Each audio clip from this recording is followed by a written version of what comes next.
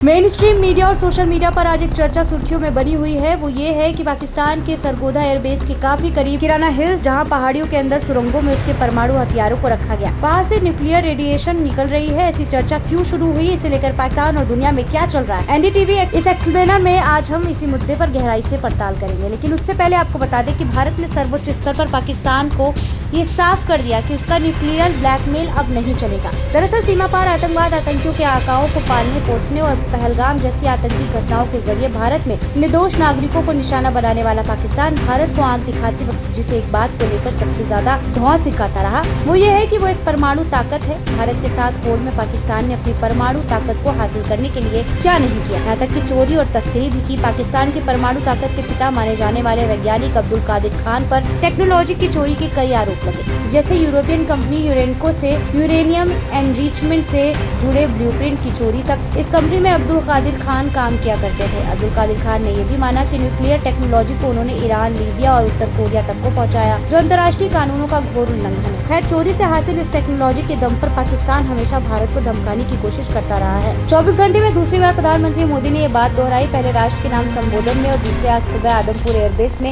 सैनिकों से मुलाकात के बाद। आदमपुर एयरबेस पर वही है जिसे नुकसान पहुंचाने को लेकर पाकिस्तान के झूठे दावों का पर्दाफाश हो चुका है। आज आदमपुर एयरबेस से प्रधानमंत्री ने एक बार फिर साफ किया कि ऑपरेशन सिंदूर के बाद पाकिस्तान में आतंक के आकाओं को अब समझ आ गया है कि भारत की ओर नजर उठाने का एक ही अंजाम होगा, तबाही, जुल्म ढाने का एक ही अंजाम होगा, विनाश और महाविनाश। उन्होंने भारत द्वारा बनाए गए न्यू नॉर्मल में जिन 3 सूत्रों का जिक्र किया, उसमें ये शामिल है कि भारत न्यूक्लियर ब्लैकमेल नहीं सहेगा। बता दें, किनारा हिल्स 80 के दशक तक पाकिस्तान द्वारा परमाणु परीक्षणों के लिए तय की गई जगह थी। गूगल अर्थ के जरिए हम आपको सरगोधा एयरबेस दिखा रहे हैं। यहाँ से उत्तर पश्चिम की ओर करीब 8 किलोमीटर दूर किराना हिल्स इलाका है। मजबूत चट्टानों से बनी एक पहाड़ी जो अलग ही नजर आती है। इसके काले भूरे रंग के कारण स्थानीय लोग काली पहाड़ी भी कहते हैं। ये बहुत ऊंची नहीं है, इसकी सबसे ऊंची चोटी महज 320 मीटर है। लेकिन इस पहाड़ी की खासियत ये है कि इसके नीचे बनी कई सुरंगों में पाकिस्तान ने अपने कई परमाणु हथियार दुनिया की नजरों से बचा कर रखा है। इन सुरंगों को काफी पुख्ता बनाया गया है ताकि बाहर से किसी विस्फोट या हमले का उस पर कोई असर न पड़े,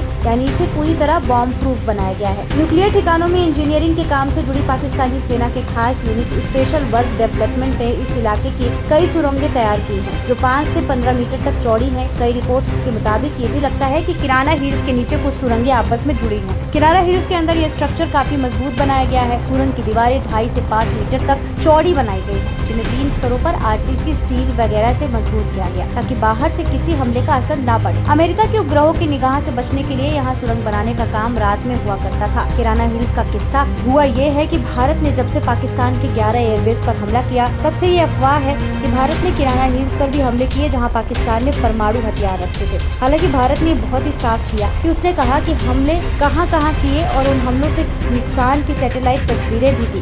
सरगोधा एयरबेस भी भारत के हमले का निशाना बना, लेकिन हमले के बाद भारत ने साफ किया कि उसने किराना हिल्स पर कोई हमला नहीं किया। सोशल मीडिया पर भी ये चर्चा चल रही थी कि कई वीडियो दिखाए भी जा रहे थे कि जिनकी हम पुष्टि नहीं कर सकते। इस मामले को हवा मिलनी तब और तेज हो गई जब एक खास विमान बीचक्राफ्ट B350 AMS पाकिस्तान की वायु सीमा में उड़ता दिखा। टेल नंबर N111SZ वाले इस विमान को फ्लाइट रडार पर निगाह रखने वाले ने देखते ही सोशल मीडिया पर सवाल किया कि ये विमान पाकिस्तान की सीमा में क्यों है, क्योंकि ये विमान अमेरिका के डिपार्टमेंट ऑफ एनर्जी का बताया गया, जो एरियल मेजरिंग सिस्टम में अपनी भूमिका के लिए जाना जाता था। यानी इस विमान को किसी इलाके में न्यूक्लियर रेडिएशन लीक होने की पुख्ता जांच के लिए भेजा जाता है, और वो साथ ही ये भी पता करता है कि अगर न्यूक्लियर रेडिएशन लीक हुआ तो उसका असर कितना व्यापक हो सकता है। अमेरिका के इस B350 AMS एयरक्राफ्ट को gamma ray sensors, real time data transmission system और आधुनिक जियोग्राफिक मैपिंग टूल्स से लैस बताया गया। ये काफी नीचे और काफी कम रफ्तार पर भी उड़ान भर सकता है ताकि किसी इलाके में रेडिएशन लीक का पता लगाया जा सके। सोशल मीडिया पर इसे लेकर चर्चा गर्म हुई थी कि इसी के सबके बीच इस मुद्दे को हवा देने से जुड़ी एक और चर्चा चल पड़ी। flightradar.com पर पैनी निगाह रखने वाले सोशल मीडिया के माहिरों ने मिस्र का एक विमान भी पाकिस्तान के अंदर